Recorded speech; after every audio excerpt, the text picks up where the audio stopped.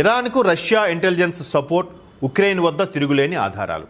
ఇంతకుముందు మనం ఒక 10 రోజుల కిందట ఇలాగే వార్త చర్చించుకున్నప్పుడు రష్యా యొక్క ఇంటెలిజెన్స్ సంస్థ ఇరాన్కి తోడ్పాటునిస్తోంది. మరోవైపు ఉత్తర కొరియా కూడా అమెరికాకి బద్ధశత్రువుగా బయటకు నవ్వుతూ పలకరించిన సింగపూర్ సమావేశంలో ట్రంప్ ఇంతకుముందు గెలిచినప్పుడు ట్రంప్ కానీ కిమ్ ఒకరికొకరు కరచాలం చేసుకున్నప్పటికీ ఉత్తర కొరియాకి అమెరికాకి పచ్చగడ్డేస్తే బొగ్గుమనే పరిస్థితి ఉన్న నేపథ్యంలో ఉత్తర కొరియా కూడా ఇరాన్కి లోపాయకారంగా మద్దతిస్తోంది. మరోవైపు అమెరికాతో అన్ని రకాలుగా పోటీ నిర్వహిస్తున్న చైనా కూడా ఇరాన్కి లోపాయకారిగా మద్దతిస్తుంది అనేది ఒక వార్త.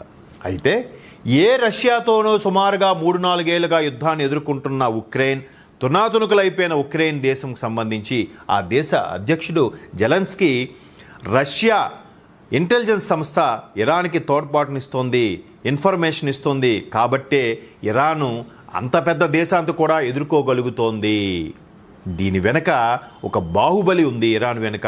ఆ బాహుబలే రష్యా అనేది ఇక్కడ జెలెన్స్కీ ఒక సీక్రెట్ అనేది బయటకు వచ్చారు ఆధారాలతో. దాన్ని కూడా ప్రెస్ మీట్లో చెప్పడం జరిగింది. ఇక్కడ చూడొచ్చు, ఉక్రెయిన్ అధ్యక్షుడు జెలెన్స్కీ కీలక విషయాన్ని వెల్లడించారు. పశ్చిమాసియాలో అస్థిరతను సృష్టించడానికి రష్యా తన నిఘా వ్యవస్థలను ఉపయోగించి ఇరాన్కు సహాయం చేస్తోందని, దీనికి సంబంధించి తమ వద్ద తిరుగులేని ఆధారాలు ఉన్నాయని ప్రకటించారు.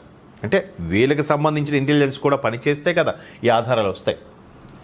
అమెరికా ఇజ్రాయెల్తో జరుగుతున్న యుద్ధంలో ఇరాన్కు రష్యా ఇంటెలిజెన్స్ సపోర్ట్ ఇస్తోందని ఉక్రెయిన్ ఆరోపించింది. దీనికి సంబంధించి తమ వద్ద ఆధారాలు ఉన్నాయని చెప్పింది. అయితే పశ్చిమాసియాలో అస్థిరతను సృష్టించడానికి రష్యా తన నిఘా వ్యవస్థను ఉపయోగించి ఇరాన్ సహాయం చేస్తోందని ఆయన చెప్పారు. పశ్చిమాసియాలో ఏదైతే హార్మూజ్ జలసంధి సంబంధించి దానికి ఆనుకున్న దేశాలన్నీ సంబంధించి అనిశ్చితి సంక్షోభం నెలకొనడానికి రష్యా కావాలనే అమెరికా యొక్క ప్రతిష్టను దెబ్బతీయడానికి ఇలా చేస్తోంది అనే కోణంలో ఈయన చెప్పాడు. ఎందుకంటే ఉక్రెయిన్కి మళ్ళీ అమెరికా సపోర్ట్ ఉంది కాబట్టి.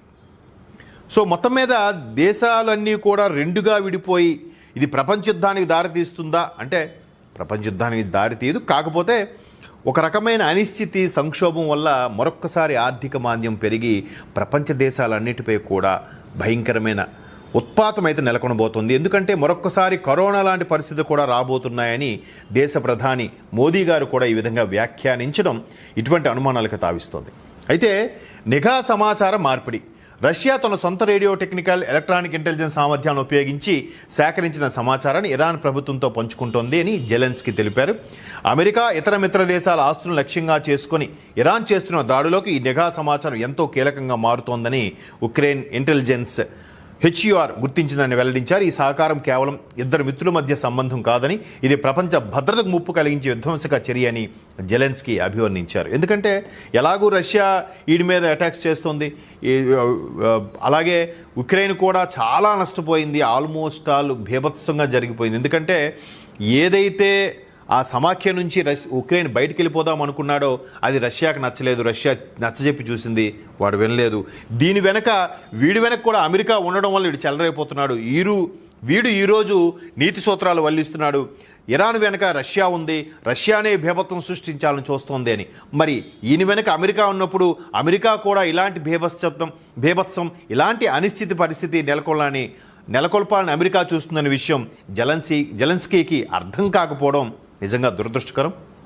ఒకసారి చూడండి, అత్యాధునిక నిఘా సమాచారం, శాటిలైట్ చిత్రాన్ని టెక్నాలజీ అందిస్తోంది. కొన్ని నివేదికలు సూచిస్తున్నాయి రష్యా తన యుద్ధ క్షేత్రాన్ని ఉక్రెయిన్ నుంచి పశ్చిమాసియాకు విస్తరించే ప్రయత్నంలో భాగంగానే ఇరాన్తో చేతులు కలిపిందని ఉక్రెయిన్ వాదిస్తోంది. మరి మీరు కూడా మీతో అమెరికా కలిపిందని వాదిస్తుంది కదా. ఇక్కడ కూడా చూడండి, there is growing evidence that the Russians continue to provide the Iranian regime with intelligence support. This is clearly destructive activity and it must be stopped as it only leads to further destabilisation. All decent states are interested in guaranteeing security అని చెప్పి ఇక్కడ ఈయన ఎక్స్లో post చేశాడు. ఆ వార్త ఇక్కడ మనం హల్చల్ చేస్తుంది. సో మొత్తం మీద జెలెన్స్కీ ఏదైతే అమెరికాకి సపోర్ట్ తీసుకొని రష్యా మీద చెలరేగాడో ఇప్పుడు అది ఈయనకి అర్థం అవ్వలేదు. పైపెచ్చు అమెరికా మరి కూడా అనిశ్చితిని నెలకొల్పేలా చేసిందిగా.